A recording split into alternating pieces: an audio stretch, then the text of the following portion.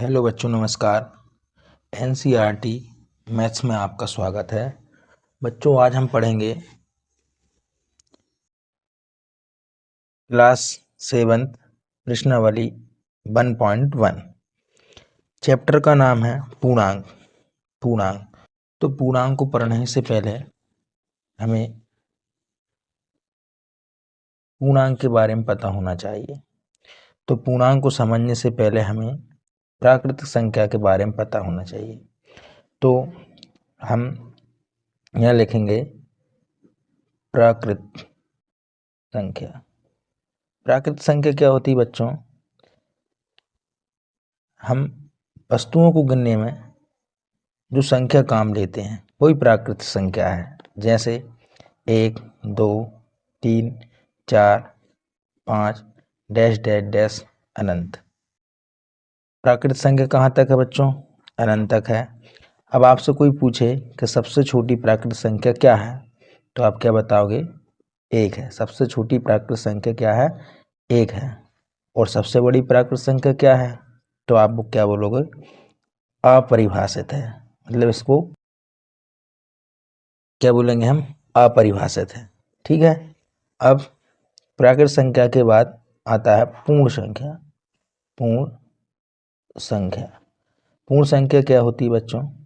यदि हम प्राकृतिक संख्या में जो प्राकृत संख्या है इसमें यदि हम 0 को ऐड कर दें तो ये क्या बन जाती है? पूर्ण संख्या बन जाती है।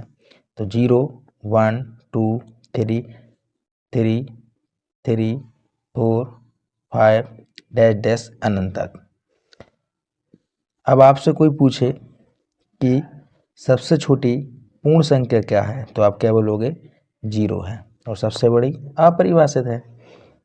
अब इसके बाद आता है पूर्णांक। पूर्णांक क्या होता है? पूर्णांक संख्याएं। बच्चों यहाँ संख्या लिख लेना, ठीक है।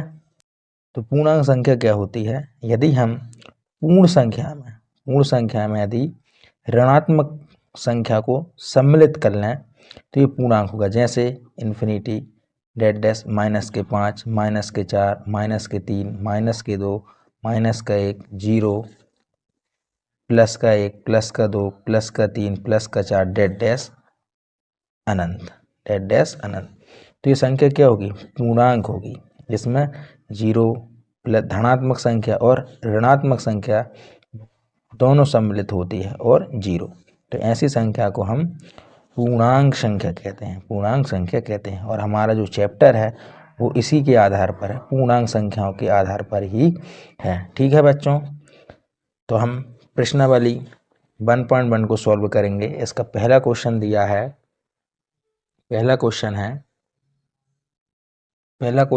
है, ऐसा पूर्णांक युग्म लिखिए जिसका योग -7 है। योग मतलब युग्म मतलब होता है जोड़ा। हमें ऐसे 2 नंबर लेना है जिनका योग करें। योग मतलब उनको हम जोड़ दें तो हमें माइनस के साथ प्राप्त हो। तो हम लिखेंगे पहले का आंसर ए, पूर्णांक युग्म। क्या लिखेंगे? पूर्णांक युग्म। और वो युग्म क्या होंगे बच्चों? मान लिया जाए -10 और 3 है। -10 और 3 है। तो देखो बच्चों, यदि हम इन दोनों को जोड़ें, देखो -10 + 3 को यदि हम जोड़ दें तो हमें प्राप्त क्या होगा? -7 होगा। और यही हमसे पूछा है, इनका योग करें तो -7 हो।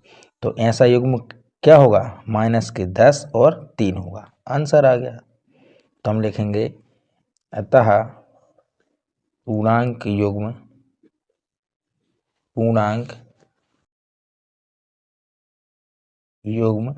-10 और 3 है। ठीक बच्चों, नेक्स्ट क्वेश्चन है, अंतर -10 है।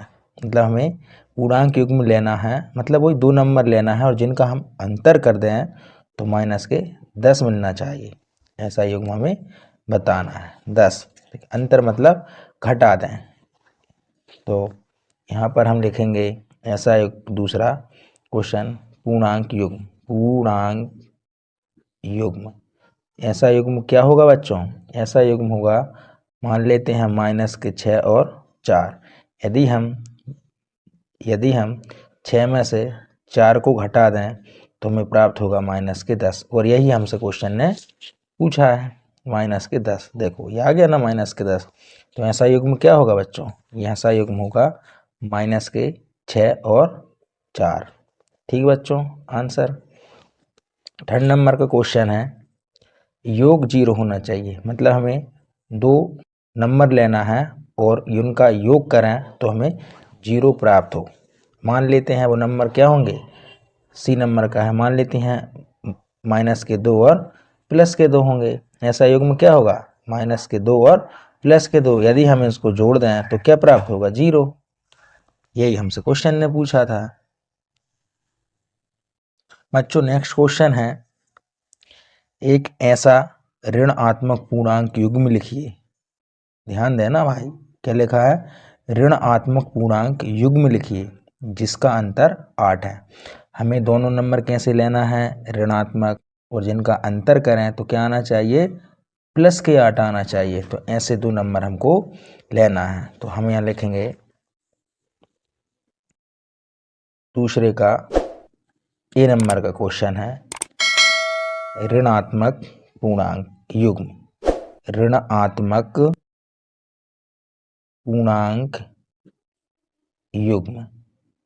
युग्म या है बच्चों ये।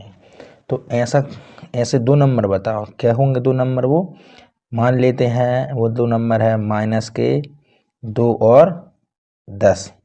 यदि हम इनका अंतर कर दें, देखो हम करके बताएंगे। चूँकि -2 में से यदि मैं -10 घटा दूं तो मुझे देखो यहाँ क्या प्राप्त होगा? -2 माइनस प्लस, और यह जाएगा 10, और 10 में से -2 जाएंगे तो क्या आएगा? 8। तो यही तो पूछा था, अंतर कितना होना चाहिए? +8। ये आंसर आ गया। ठीक, नेक्स्ट क्वेश्चन है, एक ऋणात्मक पूर्णांक। अब देखो बच्चों, यहाँ से हमें क्या करना है? एक ऋणात्मक पूर्णांक लेना है और एक धनात्मक पूर्णांक लिखिए जिनका योग कितना होना चाहिए? -5। एक तो हमें ऋणात्मक संख्या लेना है, दूसरी धनात्मक संख्या लेना है, और जिनका योग कितना होना चाहिए? -5 होना चाहिए। ठीक है, तो हम यहाँ लिखेंगे दूसरे का बी नंबर का क्वेश्चन है, दूसरे का बी, ऋणात्मक पूर्णांक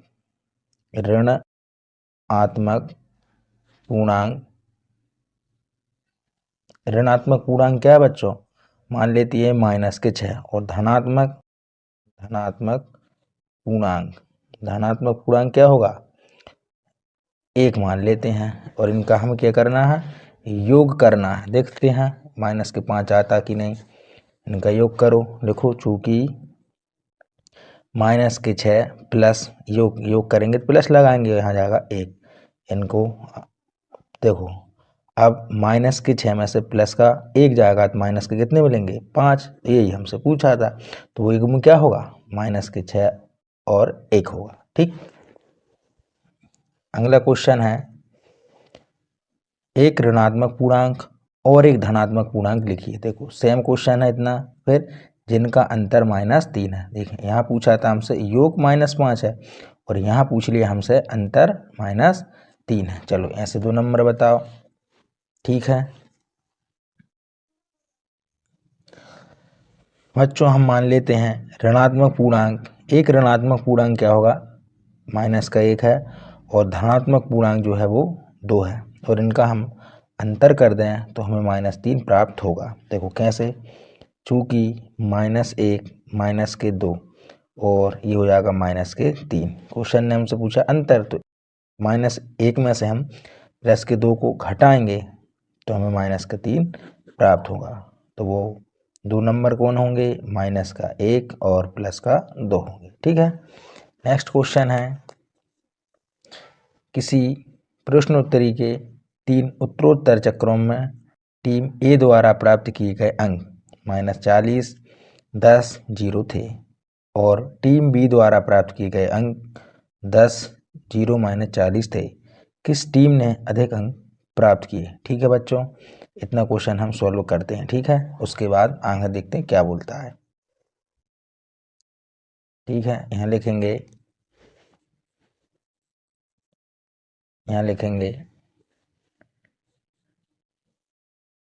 तीसरे का हल क्या लिखेंगे, टीम ए द्वारा प्राप्त किए गए अंक कितने बच्चों, माइनस के 40 प्लस 10 प्लस 0, इनको हम ऐड कर देते हैं तो ये आ जाएगा अपना माइनस के, देखो 0 में 10 को जोड़ेंगे तो क्या आएगा 10, और माइनस के 40 में से 10 घटाएंगे तो माइनस के 30 मिलेंगे। ठीक है, और यहाँ से लिखेंगे टीम बी द्वारा प्राप्त किए गए अंक क्या है बच्चों, देखो यहाँ क्या दिया है, टीम बी द्वारा प्राप्त किएंगे 10 0 माइनस 40, 10 10 10 0 और माइनस के 40। ठीक है बच्चों, इसको प्लस करो इसको माइनस करो, ये हो जाएगा। ठीक है, इसको हल करेंगे, देखो हो जाएगा 10 प्लस 0 माइनस प्लस माइनस के 40, इसको आगे हल करेंगे तो क्या आएगा माइनस के 30, जो कि ऊपर अभी करा था ना, इसमें इसको घटाएंगे 30 आएगा। तो हमने यहाँ पर देखा टीम ए द्वारा प्राप्त किए गए अंक भी माइनस 30 है और बी द्वारा प्राप्त किए गए अंक भी माइनस के 30 है। तो यहाँ पर आगे क्वेश्चन क्या कहता है, क्या हम कह सकते हैं कि पूर्णांकों को किस टीम ने अधिक अंक प्राप्त किए। तो बच्चों यहाँ पर तो दोनों टीम ने समान अंक प्राप्त किए हैं, तो यहाँ लिखेंगे दोनों टीमों द्वारा समान अंक प्राप्त किए गए हैं। ठीक बच्चों, इसके बाद क्या बोल रहा क्वेश्चन, क्या हम कह सकते हैं कि पूर्णांकों को किसी भी क्रम में जोड़ा जा सकता है। बिल्कुल बच्चों, तो यहाँ से लिख देंगे हाँ जोड़ा जा सकता है किसी भी क्रम में। देखो हमने किसी भी क्रम में जोड़ा है तब भी हमारा आंसर माइनस 30 आया, इसका क्रम बदलने पर कोई फर्क नहीं पड़ता, इसलिए हम कहेंगे हाँ। ठीक, नेक्स्ट क्वेश्चन है बच्चों 4 नंबर का, यहाँ पर दिया है निम्नलिखित कथनों को सत्य बनाने के लिए रिक्त स्थानों की पूर्ति कीजिए। देखो यहाँ पर दिया है माइनस के 5 प्लस माइनस के 8 बराबर माइनस के 8 प्लस, तो इसमें किसकी कमी है बच्चों, इस खाली स्थान में क्या भराएगा, यहाँ पर कमी है माइनस के 5 की, तो यहाँ भर देंगे हम माइनस के 5। ठीक बच्चों, अब इसको देखो माइनस के यहाँ पर 53 प्लस खाली स्थान बराबर माइनस 53, इसमें हम क्या जोड़ें, माइनस 53 में यहाँ पर क्या जोड़ें कि माइनस का 53 मिल जाए। तो बच्चों यहाँ पर हम क्या जोड़ेंगे, 0 को जोड़ेंगे तो हमें ये सेम नंबर मिल जाएगा। अब यहाँ पर दिया है 17 प्लस खाली स्थान बराबर 0, इसमें क्या जोड़ें कि हमें 0 मिल जाए। तो बच्चों यहाँ पर हम माइनस के 17 जोड़ देंगे, देखो माइनस प्लस माइनस होगा और 17 17 कैंसिल, तो हमें 0 प्राप्त हो जाएगा। अब नेक्स्ट क्वेश्चन है, यहाँ दिया है 4 नंबर का क्वेश्चन है 13 प्लस माइनस के 12 प्लस खाली स्थान बराबर 13 प्लस माइनस के 12 प्लस माइनस के 7। बच्चों देखो यहाँ पर भी यहाँ 13 है, यहाँ भी 13 है, यहाँ माइनस के 12 यहाँ भी माइनस के 12 है, यहाँ पर माइनस के 7 है, लेकिन यहाँ पर क्या होना चाहिए, माइनस के 7 होना चाहिए। ठीक, देखो यहाँ पर दिया है माइनस के 4 प्लस इस कोष्टक में दिया है 15 प्लस माइनस के 3, यहाँ पर क्या है माइनस के 4 प्लस 15, और यहाँ पर किसकी कमी दिख रही है बच्चों, माइनस के 3 की कमी दिख रही है बच्चों। ये किस क्रम में लिखे हैं, सहचार्य नियम में लिखे हैं ना, कोष्ठक लगाने पर कोई फर्क नहीं पड़ता है, किसी भी क्रम में हम इनको जोड़ सकते हैं। ठीक बच्चों, ठीक। ये प्रश्नावली आपकी समाप्त होती है बच्चों। क्वेश्चन अच्छे समझ में आया हो तो प्लीज़ लाइक शेयर सब्सक्राइब जरूर कीजिएगा।